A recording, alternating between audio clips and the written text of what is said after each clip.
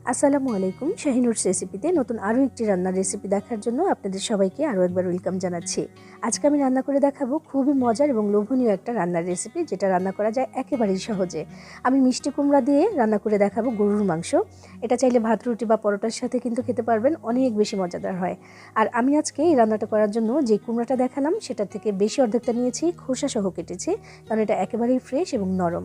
তো আমি খোসা সহ কেটে নিয়েছি একটু বড় করে। আর এখানে নিয়েছি 300 গ্রামের মতো গরুর মাংস। আমার কাছে তেল, চর্বি, হাড় ছাড়া একটা গরুর মাংসের টুকরো ছিল, বেশ একটু বড় সাইজের, সেটাকে ছোট ছোট করে কেটে নিয়েছি। তো চলুন মূল রান্নায় চলে যাচ্ছি, এবং আপনি আমার ভিডিওতে একটা লাইক করে চ্যানেলটি সাবস্ক্রাইব করে পাশেই থাকবেন আশা করছি।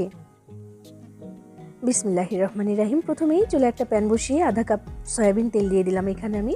এরপর দিচ্ছি আস্ত গরম মশলা, যেমন 2টা দারুচিনি, 3-4টি এলাচ আর গোলমরিচ দিয়েছি, লবঙ্গ দিয়েছি 4-5টি করে। আধা কাপ পরিমাণে পেঁয়াজ কুচি দিয়ে দিলাম এখানে।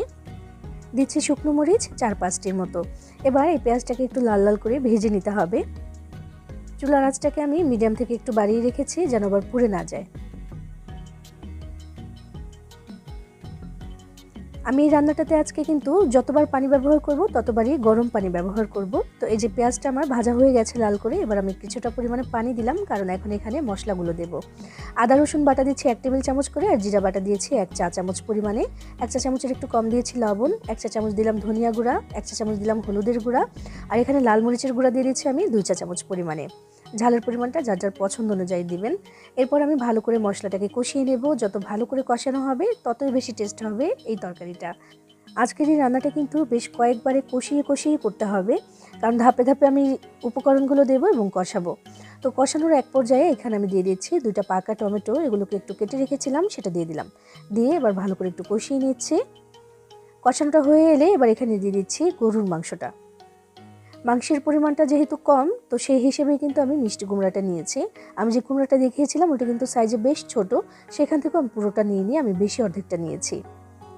আমি মাংসটা এখানে দিয়ে দিলাম, দিয়ে তারপর একটু কষিয়ে নেব এটাকে। এখন মাংসটা প্রথমে একটু সেদ্ধ করে নিতে হবে, তারপর এখানে কুমড়া দেবো, কারণ কুমড়া দেখতে যতই শক্ত হোক না কেন, বা ধরলেও অনুভূতি হয় যে অনেকটা শক্ত, তবে এটা সেদ্ধ হতে খুব একটা সময় লাগে না।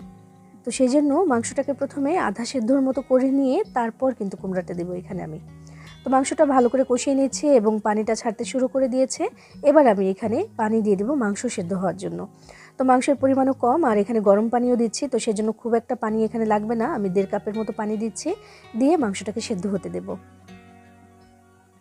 পানিটা দিয়ে তারপর নাড়াচাড়া করে নিয়ে ঢাকনা দিয়ে ঢেকে রেখে দেব এই পানিটা একটু কমে আসা পর্যন্ত। মাঝখানে অবশ্যই 2-1 বার একটু নাড়াচাড়া করতে হবে। ঢেকে দিলাম।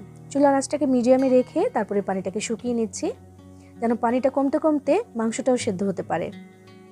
পানিটা বেশ খানিকটা কমে এসেছে, দেখেন।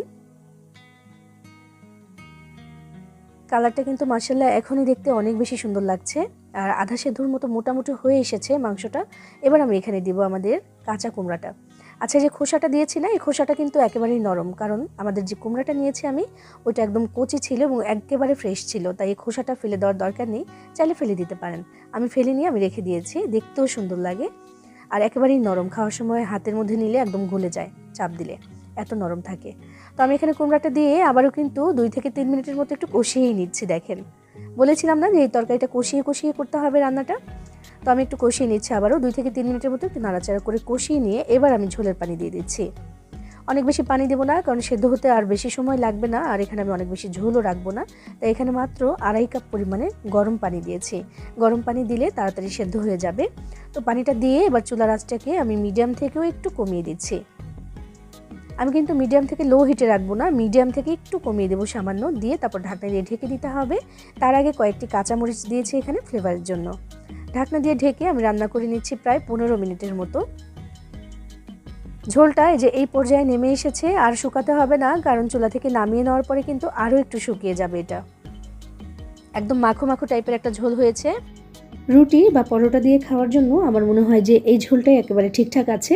এর থেকে কমালেও বেশি শুকিয়ে যাবে, বাড়িয়ে রাখলেও খুব একটা ভালো লাগবে না হয়তোবা। এজন্য আমি এমনই রেখেছি, এই রকম খেতেই আমার বেশি ভালো লাগে। গরম ভাতের সাথেও কিন্তু খেতে পারবেন, অনেক বেশি মজার হয় এটা। আর এইভাবে যদি রান্না করে খেয়ে না থাকেন, আমি বলবো একদিন একটু রান্না করে খেয়ে দেখুন, অসাধারণ লাগবে এবং বারবার খেতে ইচ্ছে করবে।